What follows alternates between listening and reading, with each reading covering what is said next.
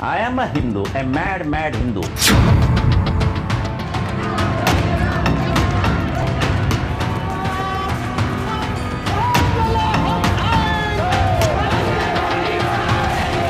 शिवसेना के संस्थापक बाल ठाकरे ने अपने साथ साथ पार्टी को भी हिंदू हितों की रक्षा करने वाली कट्टर पार्टी के तौर पर आगे बढ़ाया।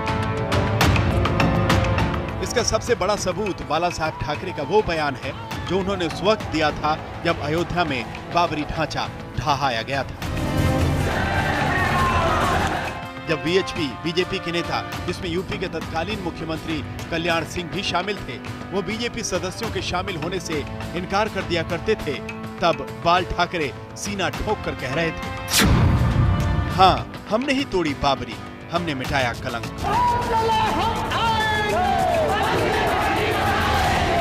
1992 में जब बाबरी मस्जिद ढहाने की बारी आई तो खुद बाला साहब ने कहा था कि बाबरी मस्जिद की दीवार और मीनार पर सबसे पहले चढ़ने वाले कार सेवक शिव सैनिक ही थे।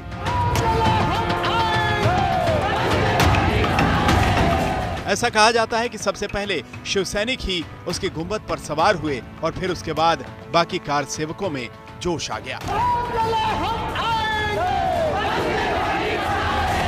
बाला साहब ने यह बयान ऐसे समय में दिया था जब लोग आक्रामक हिंदुत्व को पसंद करने लगे थे। उमा भारती जैसे बीजेपी के कुछ नेताओं ने इसकी पुष्टि की थी कि गुंबद पर चढ़ने वाले मराठी बोल रहे थे और मंच से अपील के बावजूद वो उनकी बात नहीं सुन रहे थे क्योंकि उन्हें हिंदी समझ में नहीं आ रही थी। जानकार बताते हैं कि बाल ठाकरे ने उन्हें डायरेक्ट एक्शन के लिए भेजा था।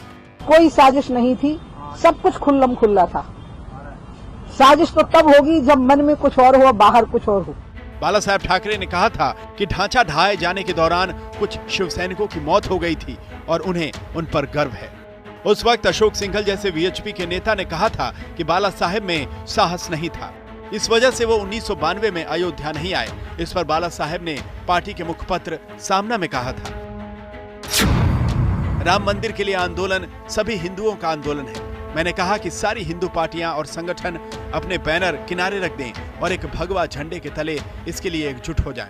ऐसा हो नहीं सका, इसलिए मैं अयोध्या नहीं गया। दरअसल बाला साहब सीधी बात करते थे और शिव सैनिकों को भी सीधी कार्रवाई करना सिखाते थे। अगर आतंकवादी कश्मीर में अमरनाथ यात्रा को रोकते थे तो महाराष्ट्र में बाल ठाकरे ऐलान करते थे कि अगर अमरनाथ यात्रा रुकी तो हज यात्रा भी नहीं होगी। अयोध्या में